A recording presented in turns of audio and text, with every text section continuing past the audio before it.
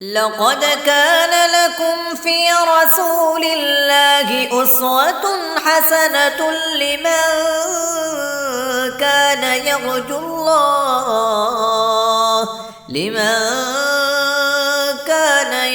الله واليوم الآخر وذكر الله كثيرا۔ کتاب الوحی، وحی کی کتاب کے بارے میں۔ بسم اللہ الرحمن الرحیم۔ تو بسم اللہ الرحمن الرحیم سے امام بخاری نے شروع کیا ہے۔ یوزلی آپ دیکھتے ہیں کہ بعض کتابوں میں خطبہ لکھا ہوا ہوتا ہے، بگننگ خطبہ ہوتا ہے، حمد و ثنا ہوتی ہے۔ تو یہاں پر امام بخاری نے حمد و ثنا نہیں کی ہے، صرف بسم اللہ الرحمن الرحیم سے شروع کیا ہے۔ تو اس کے بارے میں علماء نے کیا کہا؟ رسول اللہ صلی اللہ علیہ وسلم کا یہ طریقہ تھا کہ آپ اپنی خطوں کی کتابت جو کرتے تھے وہ بسم اللہ سے کرتے تھے۔ آپ نے جو خطوط لکھوائے یا کوئی بھی ایسی اہم بات کو لکھوایا تو بسم اللہ الرحمن الرحیم سے لکھا۔ ایک طرح سے رسول اللہ صلی اللہ علیہ وسلم کی سنت کو فالو کیا ہے کہ اپنی کتاب کو بھی صرف بسم اللہ الرحمن الرحیم سے شروع کیا ہے۔ تو اس کا مطلب یہ کہ نیت جو کی ہوگی انہوں نے اور جو حمد و ثنا کی ہوگی وہ انہوں نے اپنے دل میں کر لی ہوگی، اپنے خاموشی سے کر لی ہوگی۔ یہ علماء نے اس کے بارے میں سوچا، ٹھیک ہے۔ کتاب الوحی، وحی سے شروع کیا۔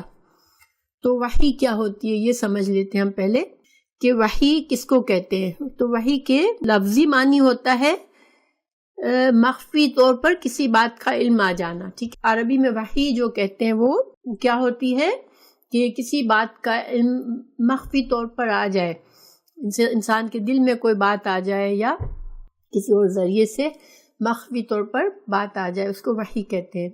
لیکن ہماری شریعت میں وحی کس کا کیا نام ہے؟ تو اللہ تعالیٰ نے اپنے انبیاء کو بلا واسطہ یا بالواسطہ انسانوں کی ہدایت کے لیے جو علم نازل فرمایا اس کو وحی کہتے ہیں۔ اور چونکہ یہ علم عام لوگوں کو نہیں پتہ چلتا کہ کس طرح پہنچا، یہ انبیاء کے ساتھ معاملہ ہوتا ہے۔ انبیاء کے یا تو اللہ سبحانہ تعالیٰ کسی فرشتے کے ذریعے بھیج دیتے ہیں وحی، یا پھر پوری کتاب نازل کر دی، جیسے حضرت موسیٰ علیہ السلام پر تورات جو ہے لکھی ہوئی نازل کر دی گئی۔ رسول اللہ صلی اللہ علیہ وسلم کو جبریل علیہ السلام وحی لے کر آتے تھے، یا کبھی بات کو دل میں ڈالا جاتا تھا، جیسے قرآن سے ہی ہمیں اشارہ ملتا ہے کہ حضرت موسیٰ علیہ السلام کی ماں کو وحی کی اللہ نے، یعنی کہ ان کے دل میں یہ بات ڈالی کہ حضرت موسیٰ کی جان خطرے میں ہے، ان کو وہ صندوق میں ڈال کے دریا میں ڈال دے۔ تو یہ بات اللہ سبحانہ تعالیٰ نے ہمیں بتایا کہ یہ بات اللہ نے ڈالی تھی ان کے دل میں، تو یہ بھی وحی کی ایک قسم ہے۔ دوسرے سچے خواب بھی وحی کی قسم ہے، اور انبیاء علیہ السلام کے خواب جو ہوتے ہیں وہ سچے ہوتے ہیں۔ جیسے حضرت ابراہیم علیہ السلام کے بارے میں قرآن میں ہمیں بتایا گیا کہ حضرت ابراہیم علیہ السلام نے خواب دیکھا تھا کہ وہ اپنے بیٹے کو ذبح کر رہے ہیں، اللہ کے لیے قربان کر رہے ہیں۔ تو انہوں نے یہ نہیں سوچا کہ چلو یہ تو خواب تھا، انہوں نے اس کو کیسے لیا تھا کہ اللہ کا حکم ہے، گویا کہ اللہ کا حکم ان کو خواب کے ذریعے پتہ چلا تھا۔ تو سوال یہ پیدا ہوتا ہے کہ امام بخاری نے اپنی کتاب کا آغاز وحی سے کیوں؟ تو اس کے بارے میں علماء نے بہت سے حکمت کی باتیں سوچی ہیں کہ اس میں امام بخاری نے کیا اس سے حکمت کیا ظاہر ہوتی ہے۔ تو سب سے بڑی بات تو یہ کہ دین اسلام کی جو شریعت کا علم ہے اس کا سارا دار و مدار کس بات پر ہے؟ ہمیں جو شریعت ملی، قرآن ملا، حدیث رسول صلی اللہ علیہ وسلم ملی، ہمیں پتہ ہے کہ ہمیں کس طرح سے ملی ہے یہ چیزیں، ہم تک پہنچنے کے اس کی بنیادی ذریعہ کون سا تھا؟ آپ بتا سکتے ہیں کہ بنیادی طور پر سارا کا سارا دین کا علم جو ہے وہ کیسے ملا؟ اللہ سبحانہ تعالیٰ کی طرف سے وحی نازل کی گئی۔ اگر انسان وحی پر یقین نہیں ہے اس کو کہ وہ وحی بھی نازل ہو سکتی ہے، تو اس کا مطلب ہے کہ نہ وہ قرآن پر یقین کرتا ہے اس کا، نہ اس کو حدیث پر ایمان ہے۔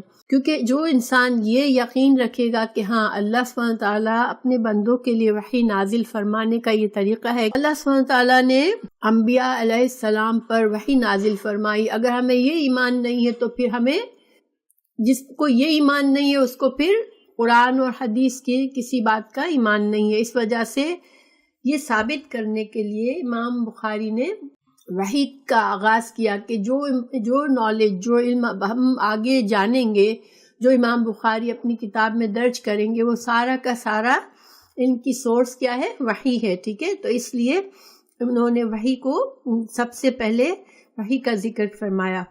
اور دوسری بات یہ کہ رسول اللہ صلی اللہ علیہ وسلم اللہ کے رسول تھے. اس کی صداقت، جو آپ صلی اللہ علیہ وسلم کو اللہ کا رسول مانتا ہے وہ بھی کس لیے مانتا ہے کہ وہ یقین رکھتا ہے کہ آپ پر اللہ نے وحی نازل فرمائی تھی، کیونکہ قرآن اور حدیث پر یقین کا ذریعہ ہی وحی پر یقین ہے، اس لیے وحی کو سب سے پہلے ذکر فرمایا.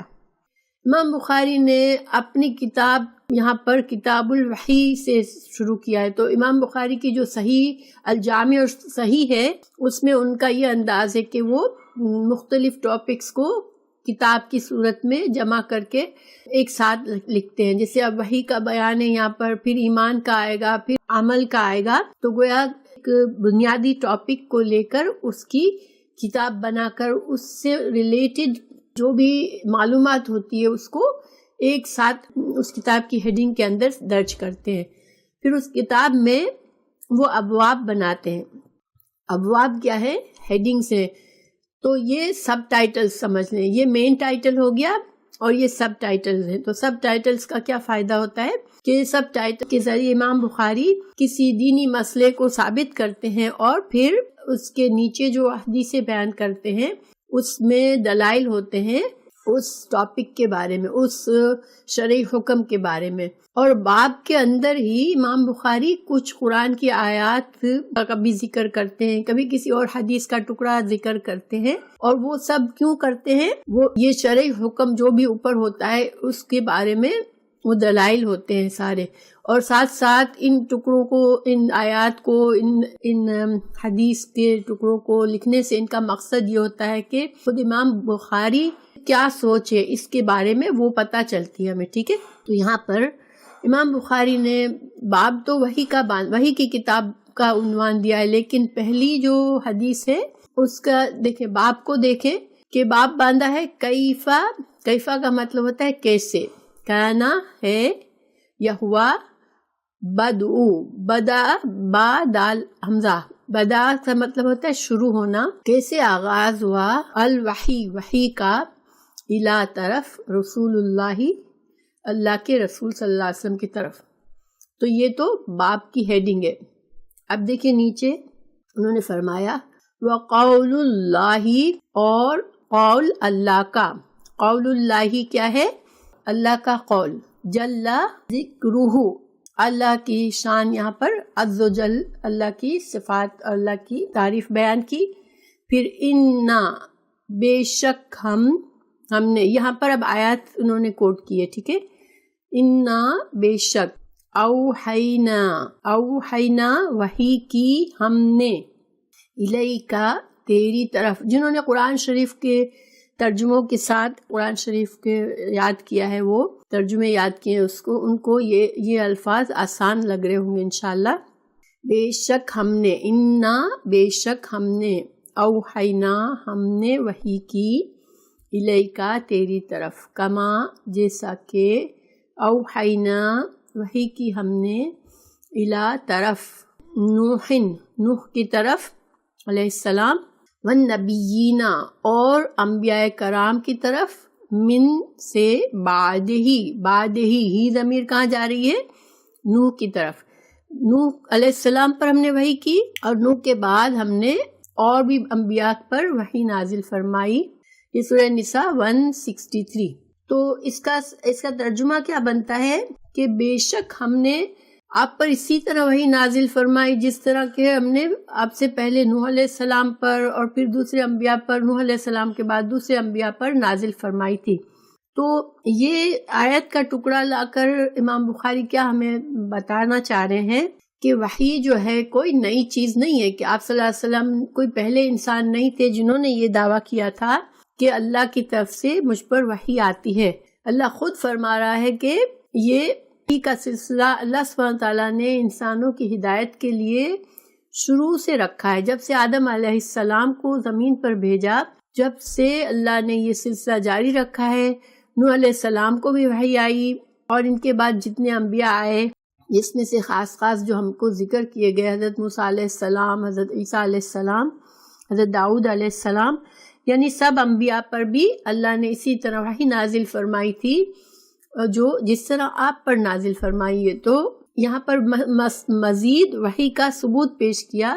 امام بخاری نے حدیث کا اس ٹکڑے کو باب کی ہیڈنگ میں شامل کر کے یہ بات ثابت کی کہ وحی کا نزول جو ہے وہ آپ صلی اللہ علیہ وسلم ایک پہلے انسان نہیں تھے جن پر وحی نازل ہوئی۔ یہ اللہ سبحانہ تعالیٰ کا طریقہ ہے کہ اللہ نے بندوں کی ہدایت کے لیے شروع سے یہ سلسلہ جاری رکھا ہے۔ مزید وحی کی صداقت اور رسول اللہ صلی اللہ علیہ وسلم کی بات کی صداقت ثابت کرنے کے لیے اس آیت کے ٹکڑے کو یہاں پر ذکر کیا۔ ٹھیک ہے، ہم حدیث کو پڑھتے ہیں۔ حدثنا بیان کیا،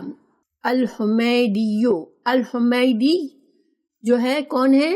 یہ امام بخاری کے استاد ہیں، کیونکہ یہاں امام بخاری ہم سے بتا رہے ہیں، ہم کو یہاں پر حدیث بیان کر رہے ہیں۔ ٹھیک ہے، تو امام بخاری نے ہمیں اس طرح بیان کیا کہ ہمیں بتایا الحمیدی نے، اپنے استاد حمیدی کا ذکر کیا۔ ٹھیک ہے، پھر قالا کہا، حمیدی نے کہا امام بخاری سے حدثنا ہمیں بیان کی سفیان نے، قالا حدثنا بیان کیا ہم کو یحییٰ بن سعید الانصاری نے، انہوں نے اپنا پورا نام لکھا ہے اپنے استاد کا، یحییٰ بن سعید انصاری۔ یحییٰ بن سعید الانصاری جو ہے وہ کس کے استاد ہوئے؟ سفیان کے۔ انہوں نے کہا قالا اخبرنی خبر دی مجھ کو۔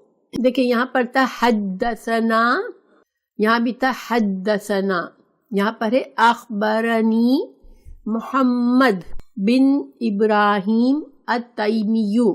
محمد بن ابراہیم التیمی نے کن کو خبر دی؟ یحییٰ بن سعید کو۔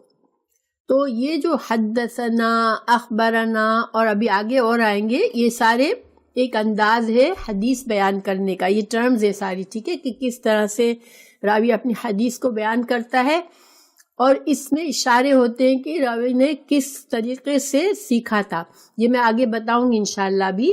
تو اخبرنی محمد بن ابراہیم التیمی انہ سمع، انہوں نے سنا علقمہ بن وقاص اللیثی، تو انہوں نے لیثی، یہ سا ہے ٹھیک ہے، شین نہیں ہے، لیثیو، تو انہوں نے علقمہ بن وقاص اللیثی سے حدیث سنی۔ پھر انہوں نے کیا کہا؟ یقول، وہ انہوں نے کہا یعنی علقمہ بن وقاص نے کہا سمعت، کہ انہوں نے حضرت عمر سے سنی، یقول، تو یہ یقول کس کے لیے ہے؟ علقمہ کے لیے۔ علقمہ نے یہ کہا سمعت، میں نے سنا عمر بن الخطاب رضی اللہ عنہ، میں نے عمر بن الخطاب رضی اللہ عنہ سے سنا، علی المنبر، وہ کس حال میں سنا انہوں نے؟ جبکہ حضرت عمر جو تھے وہ ممبر پر تھے اور خطبہ دے رہے تھے۔ آپ کو پتہ ہے حضرت عمر فاروق جو تھے وہ رضی اللہ عنہ وہ خلیفہ تھے، ٹھیک ہے، خلیفہ ثانی تھے، حضرت ابو بکر صدیق کے بعد آپ خلیفہ بنے تھے۔ تو وہ ممبر پہ ظاہر خلیفہ تھے، ممبر پہ لوگوں سے واعظ کر رہے تھے، تو انہوں نے اس وقت یہ بات بیان کی۔ انہوں نے کیا کہا؟ حضرت عمر نے سمعتو، انہوں نے حدیث بیان کی۔ دیکھیں صرف انہوں نے اگر یہ کہا ہوتا انما الاعمال بالنیات تو یہ حدیث نہیں بنتی، مگر انہوں نے ریفرنس دیا، ٹھیک ہے، اس حدیث کا، اس بات کو جو آگے کہنے والے اس کو رسول اللہ صلی اللہ علیہ وسلم سے منسوب کیا۔ سمعتو، میں نے سنا، رسول اللہ، میں نے اللہ کے رسول صلی اللہ علیہ وسلم سے سنا، یقول، آپ نے فرمایا، انما، بے شک، انما، آپ کو پتہ ہے انا کا معنی بھی بے شک ہوتا ہے اور انما کا معنی بھی بے شک کیا جاتا ہے، لیکن کوئی فرق ہے؟ آپ دیکھیں انا کا مطلب ہوتا ہے بے شک، یعنی انسان کوئی تاکید سے بات کرتا ہے کہ میں سچ بات کرتا ہوں، لیکن جب انما آ جائے تو اس میں حصر ہوتا ہے۔ حصر کیا ہوتا ہے؟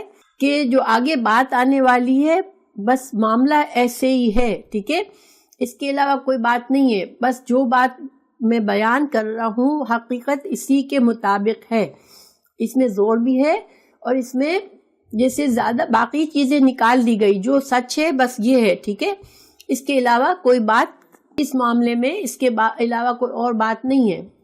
الاعمال، اعمال بالنیات، اعمال نیت کے ساتھ ہے. یہ تو لفظی ترجمہ ہے، لیکن اس کا مفہوم کیا ہوا کہ اعمال کا دار و مدار نیت کے مطابق ہوتا ہے. یہ اس کا جیسے کہنا چاہیے کہ مفہوم ہے. الاعمال بالنیات، تو اعمال جو ہے وہ ان کا دار و مدار نیتوں پر ہے. ٹھیک ہے. وَإِنَّمَا، اور بے شک، لِكُلِّ، لیے، کلی ہر ایک کے، واسطے ہر ایک کے، امرئن شخص، ہر مرد.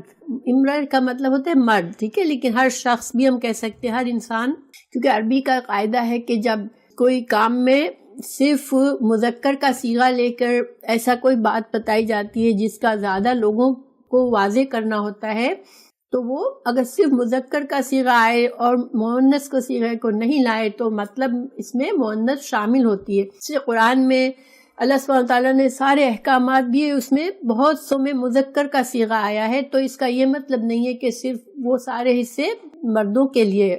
اسی طرح حدیث میں بھی، کیونکہ قاعدہ یہ ہے کہ مذکر کے صیغے میں مؤنث شامل ہوتی ہے اجتماعی معاملات میں، لیکن اگر خاص کوئی معاملہ عورتوں سے تعلق ہے تو پھر عورت کا ذکر کیا جاتا ہے الگ سے.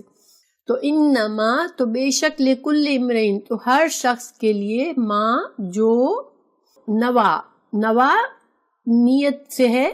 نوا مینس یہ فعل ہے جو اس نے نیت کی. ٹھیک ہے. اس جملے کا کیا مطلب ہوا کہ جو شخص جو کام کرتا ہے اسی کے مطابق وہ اجر پاتا ہے. انما لکل امرئ ما نوی، جو نتیجے، جس نتیجے کی انہوں نے نیت کی ہوتی ہے انسانوں نے، وہی نتیجہ اسے حاصل ہوتا ہے. ٹھیک ہے. فمن، تو جو، کانت، تھی، ہجرت کیا ہوتی ہے؟ اپنے شہر جہاں پر انسان رہ رہا ہوتا ہے اس کو چھوڑ کر انسان کسی اور جگہ پر جا کر بس جائے، منتقل ہو جائے، اس کو ہجرت کہتے ہیں. مگر ہجرت کا اسلامی شریعت میں جو دوسرا معنی ہے وہ کیا ہے کہ جب آپ صلی اللہ علیہ وسلم کو مکہ میں بہت زیادہ آپ کے لیے مشکلات اٹھائی گئی آپ کے لیے، اور آپ کے لیے مزید وہاں پر رہنا اور اسلام کی تبلیغ کرنا ناممکن ہو گیا، تو اللہ سبحانہ تعالیٰ نے آپ کو مکہ چھوڑ کے مدینہ منتقل ہونے کے لیے حکم دے دیا. تو وہ ہجرت تھی. تو دار الکفر، کفر کی شہر سے، کیونکہ مکہ میں کفر عام تھا، مکہ میں اکثریت کافر تھے، تو دار الکفر، کفر کے شہر سے دار الاسلام کی طرف جانا، وہ اسلام میں ہجرت کہلاتی ہے. تو جب آپ صلی اللہ علیہ وسلم چلے گئے، اس کے بعد اس زمانے میں جو بھی مسلمان ہوتا تھا اس پر ہجرت، مکہ فتح ہونے سے پہلے اس پر ہجرت جو تھی وہ فرض تھی. ٹھیک ہے. یعنی کہ اپنے ایمان کو بچانے کے لیے نئے مسلمانوں کے لیے مسٹ کیا گیا تھا کہ وہ دار الکفر یعنی کفر کی جگہ کو چھوڑ دے اور اسلام کی جگہ پر منتقل ہو جائے، تاکہ وہ صحیح طرح سے اسلام کو سیکھے، کو محفوظ ہو جائے، وہ ایمان اسلام پر عمل کر سکے. یہ مسٹ تھا. ٹھیک ہے. اس وقت ہجرت. اس کے بعد ہجرت جو ہے، جب مکہ فتح ہو گیا تو آپ صلی اللہ علیہ وسلم نے فرمایا کہ وہ والی ہجرت اب جو ہے وہ ہجرت کا ثواب اس وقت تھا اور اس کا بہت اجر و ثواب تھا، تو وہ ہجرت جو ہے وہ مکہ فتح ہونے کے بعد وہ اب نہیں ہے، وہ والا اجر و ثواب وہ نہیں ہے. لیکن انسان کبھی بھی اپنے برائی کی طرف سے نیکی کی طرف آ جاتا ہے، بدعمالی کی طرف سے اچھے اعمال کی طرف آ جاتا ہے، تو یہ بھی ایک ہجرت ہوتی ہے. ٹھیک ہے. انسان کفر سے اسلام کی طرف آ جاتا ہے. یہ ساری چیزیں ابھی بھی ہیں، لیکن اسلام، اور ابھی بھی آج بھی اگر جس جگہ پر انسان کو اپنے دین پر عمل کرنا خطرناک ہو جائے، وہاں پر مشکل ہو جائے کہ وہ عمل نہیں کر پا رہا، تو پھر دین پر عمل چھوڑنے کے بجائے اس شخص کو کیا کرنا چاہیے کہ ایسی جگہ منتقل ہو جائے جہاں پر وہ آرام سے اچھی طرح سے اپنے دین پر عمل کر سکے. تو بہرحال رسول اللہ صلی اللہ علیہ وسلم نے فرمایا کہ تو جس کی ہجرت دنیا کی طرف ہوگی، یصیب صوب سے ہے، صوب بارش کو کہتے ہیں، مصیبت جو لفظ مصیبت ہے وہ بھی اسی روٹ سے ہے. اس کا مطلب ہوتا ہے کہ جس کی چیز کو جہاں پہنچنا ہوتا ہے جس چیز کو وہاں پہنچتی ہے. دیکھیں بارش کو جہاں برسنا ہوتا ہے وہیں بادل برستے ہیں, ٹھیک ہے, بادل ہر جگہ ہوتے ہیں لیکن برستے جہاں ہیں وہاں پر ان کو برسنا ہوتا ہے. اسی طرح مصیبت اس کو پہنچتی ہے جس تک اس کو پہنچنا ہوتا ہے, تو اسی طرح فائدہ اس کو پہنچتا ہے جس کی طرف اسے پہنچنا ہوتا ہے. تو یہاں پر مطلب یہ ہے کہ اگر جو انسان دنیا کی نیت, دنیا کے فائدے کی نیت کر کے کہ مجھے دنیا کا فائدہ حاصل ہو, کہ میں وہاں چلا جاؤں گا تو مجھے یہ فائدہ ہوگا, مجھے روزی اچھا روزی کا ذریعہ ملے گا, تو پھر اس کو وہی اس کا انجام, یعنی اس کا جو اس کی جو نیت تھی اس کے مطابق اس کو فائدہ ملے گا, یعنی کہ اسے دنیا کا فائدہ ملے گا, ٹھیک ہے. جس کا ارادہ دنیا کے فائدے کا ہے اس کو دنیا کا فائدہ مل جائے گا. او یا الا طرف امراتن عورت, ٹھیک ہے, ینکحوہا کہ وہ اس سے نکاح کرے, یعنی کسی مرد کا یہ ارادہ ہے کہ میں فلاں شہر میں فلاں عورت رہتی ہے اس سے نکاح کرنا چاہتا ہوں, عورت کی کنڈیشن یہ ہے کہ تم یہاں موو ہو جاؤ تو ہمارا نکاح ہو سکتا ہے, اور وہ شخص موو ہو جائے, تو اب اس کی ہجرت کس لیے تھی, اس نے اپنا ملک کیوں چھوڑا, کہ اس عورت کی خاطر. تو فہجرتہ تو اس کی ہجرت, الا طرف ماں جو ہاجرا اس نے ہجرت کی, الیہ ینکحو نکاح کرے ہاں اس سے, ٹھیک ہے. اگر کوئی مرد اس لیے ہجرت کرتا ہے کہ کسی عورت سے نکاح کر لے وہ, تو پھر اس کی ہجرت کا جو فائدہ ہے, جو نتیجہ ہے, جو ثواب ہے, وہ یعنی وہی ہے کہ وہ عورت اس کو مل جائے گی, اس سے وہ نکاح کر لے گا. تو اب اس کا ترجمہ ہم اچھی طرح سے ایک بار رننگ ٹرانسلیشن پڑھتے ہیں.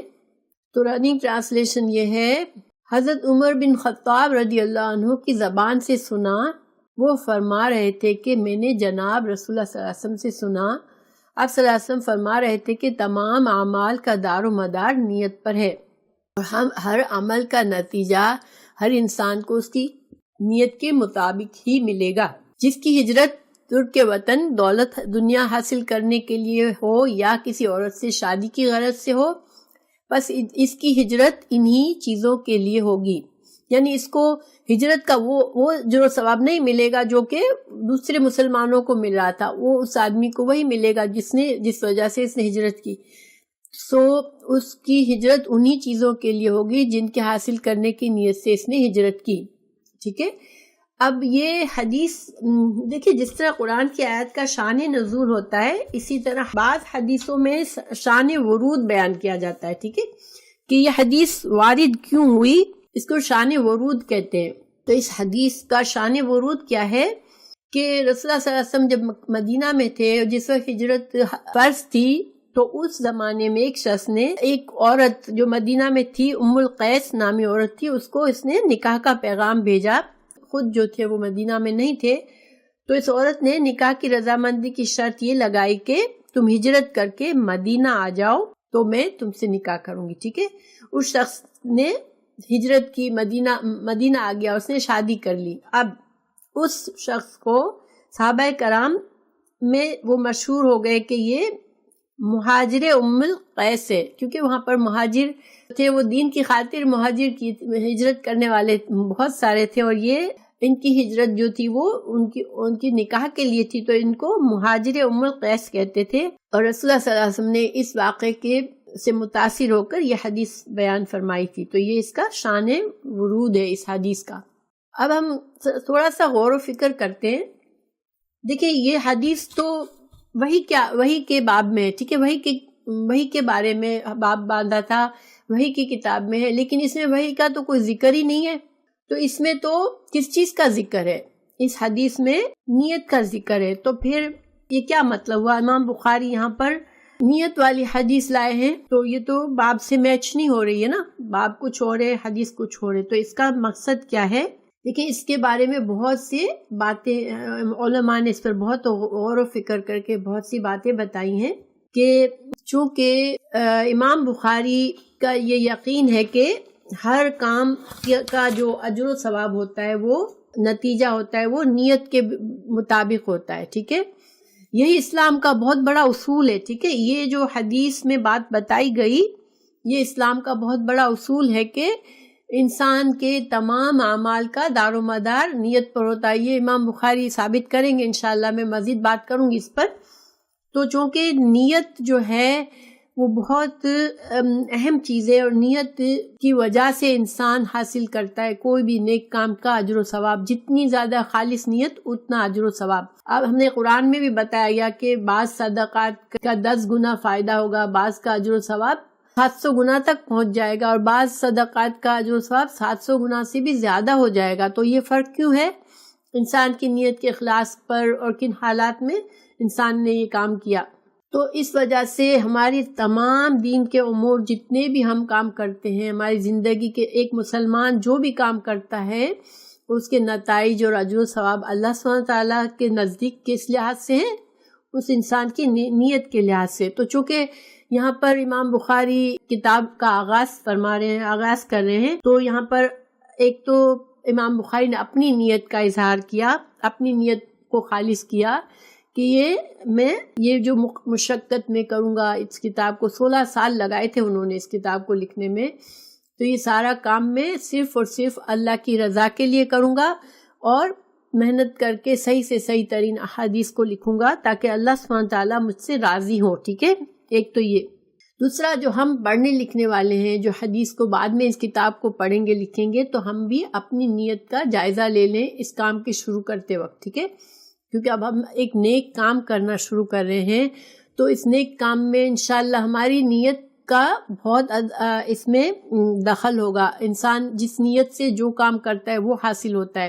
تو جو انسان خلوص نیت سے اجر و ثواب کی نیت کرے گا، اللہ میں ایک نیک کام کرنے جا رہی ہوں، تیرے دین کا علم سیکھنے جا رہی ہوں، تیرے رسول صلی اللہ علیہ وسلم کی تعلیمات کو سمجھنا چاہتی ہوں، تو پھر ظاہری بات ہے اس کے بعد عمل بھی کریں گے انشاءاللہ۔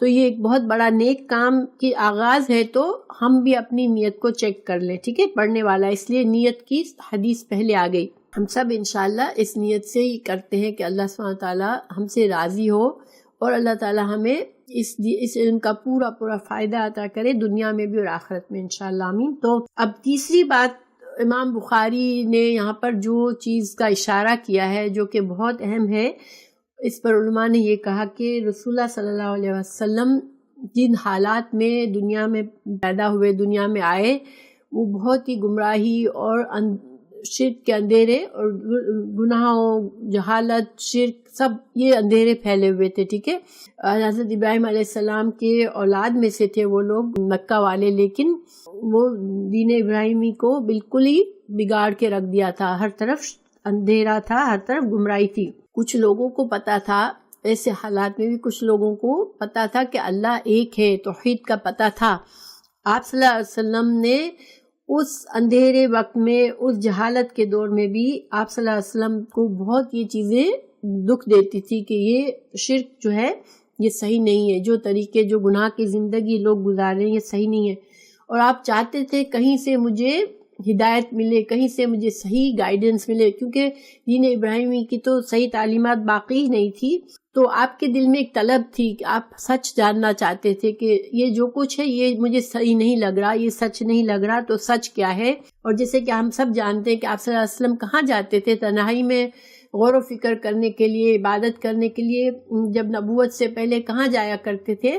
بالکل کئی دنوں تک وہ غار حرا میں جاتے تھے ماشاءاللہ، اور تنہائی میں وہ بس جو عبادت ان کو سمجھ آتی تھی توحید کی، وہ صرف اللہ کی عبادت کرتے تھے۔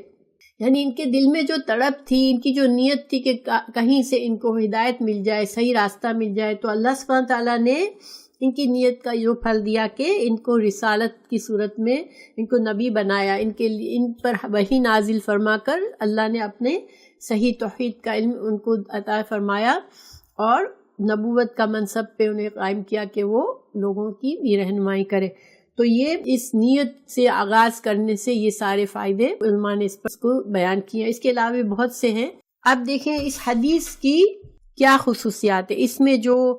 اس حدیث میں جو مسئلہ ثابت ہوتا ہے، یعنی کہ مسئلہ یہ ثابت ہوتا ہے کہ انسان کا اعمال کا نتیجہ یا اجر و ثواب کا دار و مدار اس کی نیت پر ہوتا ہے، تو یہ کیا حیثیت رکھتی ہے یہ حدیث؟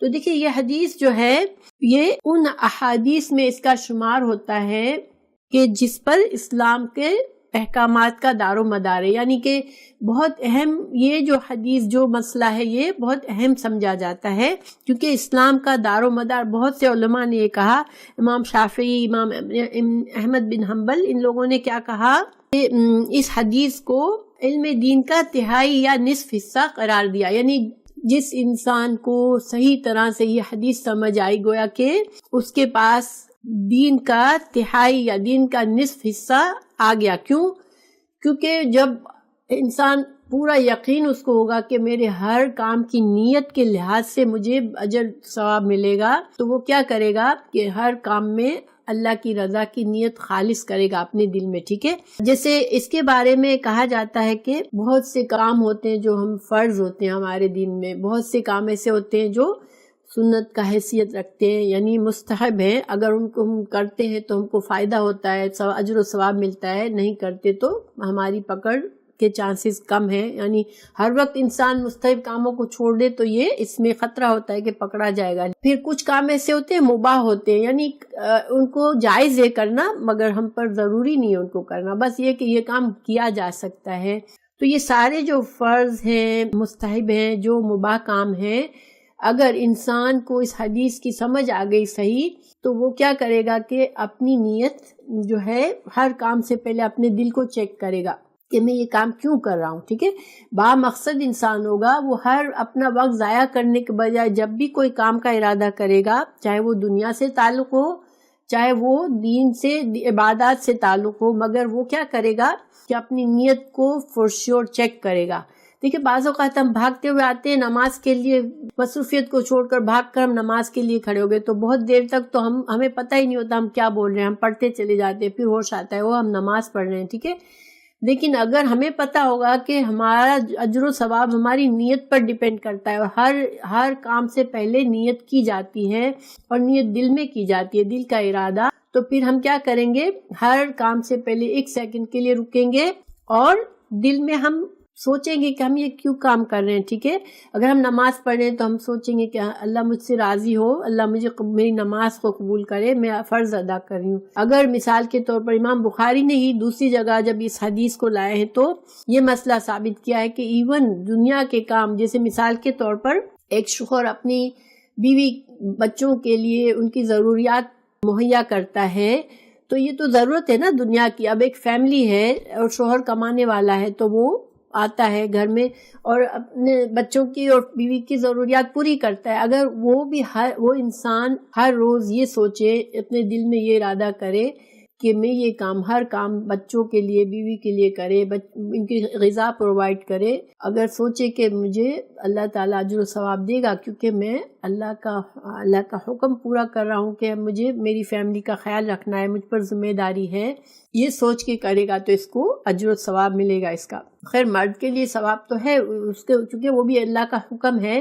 لیکن انسان اگر اس کام کو بعض اوقات انسان بیزاری سے کرتا ہے، خرچ کرنا نہیں چاہتا، بہت بخل کرتا ہے اپنی فیملی کے لیے، لیکن اگر اس کو یقین ہوگا کہ میرے اس کام سے مجھے اجر و ثواب ملے گا تو پھر اس میں بھی اس کو ثواب ملے گا اور یہ کام اس کا عبادت بن جائے گی۔ حالانکہ دنیا کا کام ہے مگر عبادت بن گئی، کیونکہ اس نے اس کام میں اللہ اپنی نیت کو شامل کر لیا کہ مجھے اللہ اجر و ثواب دے گا۔ اسی طرح اگر عورت اپنے بچوں کی ٹیک کیئر کرتی ہے، شوہر کے کام کرتی ہے، گھر کے کام کرتی ہے، گھر کو صحیح مینیج کرتی ہے، بچوں کی تربیت کرتی ہے، ان سب کاموں میں وہ اگر دل میں سوچے گی کہ میری نیت یہ ہے کہ اللہ مجھ سے راضی ہو، تو اس کو یہ سارے کام ایک یہ فائدہ ہوگا کہ اس کو برڈن نہیں لگیں گے، اس کو وہ عبادت بن جائیں گے اس کے لیے، اس کے لیے اجر و ثواب ملے گا، اور اس کو جیسے یہ ہر وقت جیسے نیگیٹو فیلنگ نہیں آئے گی کہ میں غلامی کر رہی ہوں سب کے لیے، بلکہ وہ خوش ہو کے کرے گی۔ تو وہ یار نیت کا احساس کہ نیت کے مطابق عمل ہوتا ہے، تو یہ علم بہت ہی زیادہ جیسے اہم علم ہے، اور علماء نے اس کو کہا کہ یہ نصف حصہ ہے دین کا، ٹھیک ہے۔ تو آئی ہوپ یہ بات کلیئر ہے انشاءاللہ، اور اللہ تعالی ہمیں توفیق دے کہ ہم اپنی دنیا کے سارے کام میں ہم نیت کو شامل کر لیا کریں کہ اللہ راضی ہو جائے گا، اس سے نہ ہمارے اندر فرسٹریشن ہوگی، نہ منفی فیلنگ آئے گی ہمارے اندر۔ کچھ علماء کا قول ہے کہ جو بصیرت والے لوگ ہیں ان کی عادات بھی عبادت بن جاتی ہے، ٹھیک ہے، کیونکہ ان کی عادت میں جو بھی کام شامل ہوتے ہیں وہ اپنی عادتوں سے ان کا مقصد و ارادہ وہ ہمیشہ یہ رکھتے ہیں کہ مجھ سے اللہ راضی ہوگا، کیونکہ انہیں پتہ ہوتا ہے، ان کے پاس بصیرت ہوتی ہے، بصیرت علم سے آتی ہے، ٹھیک ہے۔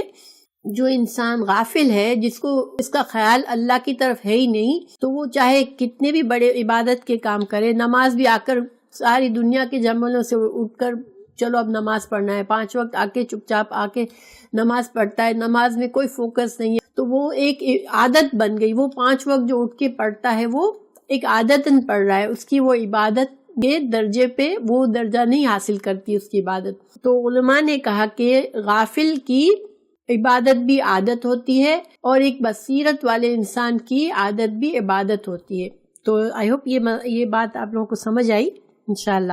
پھر اس حدیث کو امام بخاری نے اپنی کتاب میں 7 اور جگہوں پہ، یعنی اس پر یہ ایک جگہ، اس کے علاوہ 6 اور جگہوں پر اس کو درج کیا ہے، اور ہر جگہ ایک تو یہ کتاب الوحی ہے، اس کے بعد کتاب الایمان میں، پھر ایمان کے علاوہ کتاب العتق میں، عتق کا مطلب ہے غلام آزاد کرنا، پھر کتاب الحجرت میں، اور پھر باب النکاح میں، اور پھر نظر کے بارے میں جو انہوں نے باب باندھا ہے اس میں۔ ان میں 7 جگہوں پہ ٹوٹل انہوں نے کیا ہے، اور ہر جگہ پر ان کا مقصد کیا ہے، ہر کام میں انہوں نے یہ واضح کیا ہے کہ انسان کے اعمال کی صحت اور ثواب کا دار و مدار اس کی نیت پر ہوتا ہے، ٹھیک ہے۔ پھر نیت کے بارے میں شرعی طور پر نیت کے بارے میں کیا احکامات ہیں، تو دیکھیں نیت جو ہے وہ دل میں کی جاتی ہے، ایک دل کا پختہ ارادہ ہوتا ہے۔ تو ہر فعل جو ہے، جو اختیاری فعل جو ہم کر سکتے ہیں، اللہ نے ہمیں اختیار دیا ہے، ہم جو کام کرتے ہیں اس کام میں جو ہمارے دل میں ارادہ پیدا ہوتا ہے اس کام کرنے سے پہلے کہ میں یہ کام کر رہا ہوں، تو پھر مقصد دل میں انسان سوچتا ہے میں کیوں کر رہا ہوں، وہ اس کی نیت ہوتی ہے، ٹھیک ہے۔ نیت جو ہے وہ صرف دل کا ارادہ ہوتا ہے، انسان کو زبان سے نہیں کہنا پڑتا کہ اب میں نماز کے لیے کھڑا ہوں، میں ظہر کی نماز پڑھ رہا ہوں، میں 4 رکعت کی نیت کر رہا ہوں، فرض کی نیت کر رہا ہوں، یہ اس طرح سے بول کر نیت نہیں کرنے کی ہوتی ہے، نیت صرف دل میں ہوتی ہے۔ انسان دل میں اپنے فوکس کرے اور دل میں سوچے کہ میں اس وقت اللہ سبحانہ تعالیٰ کے سامنے نماز کے لیے کھڑا ہوں، اور میں یہ نماز کا وقت ہے، ظاہر ہے تو ظہر کے وقت ہے تو ظہر کی پڑھ رہا ہوں، پھر اس کی نیت یہ ہوتی ہے کہ میں فرض نماز پڑھ رہا ہوں، یہ دل میں ہوتا ہے، ٹھیک ہے۔ زبان سے کرنا، زبان سے الفاظ سے ادا کرنا، یہ بعد میں لوگوں نے ایجاد کیا ہے، گویا کہ یہ صحیح شرعی طریقہ نہیں ہے۔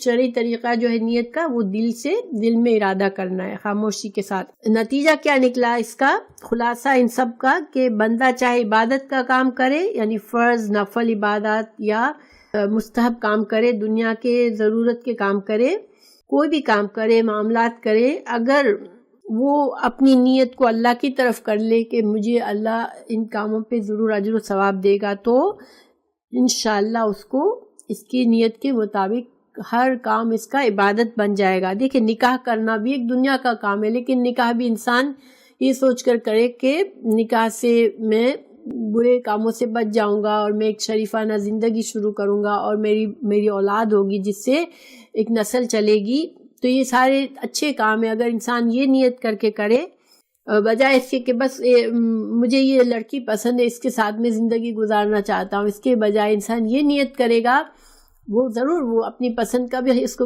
ہونی چاہیے، لیکن ساتھ ساتھ اللہ کے بارے میں سوچے گا کہ اللہ مجھ سے راضی ہوگا، تو انشاءاللہ نکاح بھی ایک عبادت ہے، ٹھیک ہے۔ اسی طرح اور دنیا کے کام کرنا، نفلی صدقات کرنا، کچھ بھی بعض اوقات ایسا ہوتا ہے ہماری ارادہ نفلی صدقات کا نہیں ہوتا، لیکن کوئی ہمارے پاس آ کر کچھ مانگتا ہے کہ ہمیں ضرورت ہے پلیز دے دو، ہم اٹھا کر دے دیتے ہیں، اس وقت کچھ سوچتے نہیں ہیں، لیکن اگر اس وقت ہم تھوڑا سا سوچیں کہ اللہ مجھ سے راضی ہوگا تو انشاءاللہ ہمارے لیے زیادہ فائدہ ہے۔ اگر ہم اپنی صحت کا خیال رکھیں، یہ سوچیں کہ میں جاگنگ کروں، میں واک کروں، میں ایکسرسائز کروں، میں اچھی غذا کھاؤں، میں اچھے اپنی روٹین رکھوں، وقت پر سو جاؤں، وقت پر اٹھ جاؤں، تاکہ میری صحت اچھی رہے اور میں زیادہ سے زیادہ اللہ کو راضی کرنے کے کام کر سکوں، تو انشاءاللہ حالانکہ ہم کر تو رہے اپنی صحت کے لیے، ہماری صحت تو اچھی ہوگی، صحت کا فائدہ تو ہوگا، لیکن ساتھ ہی ساتھ ہمیں اجر و ثواب بھی ملے گا۔ اور یہ کام انسان صرف اپنے لیے کرتا ہے نا، اس میں ہم دیکھا جائے یہ سب دنیا کے کام ہے، اپنی صحت کا خیال رکھنا دنیا کا کام ہے، لیکن اگر ہماری نیت یہ ہوگی کہ میری اللہ مجھے اچھی صحت دے تاکہ میں اچھے سے اچھا عبادت کے کام کر سکوں، تو انشاءاللہ اللہ سبحانہ تعالیٰ ہمیں اس پر بھی اجر و ثواب دے گا، کیونکہ اللہ کے لیے اجر و ثواب دینا اللہ کے لیے کوئی کمی نہیں ہے۔ جیسے کہ میں نے کہا کہ ایک نیک انسان، ایک عالم اور بصیرت والا انسان کی عادات بھی عبادت ہوتی ہے، تو اللہ سبحانہ تعالیٰ ہمیں وہ بصیرت دے کہ ہمارا ہر کام عبادت بن جائے اور ہر کام ہمارے لیے اجر و ثواب کا ذریعہ بن جائے، آمین۔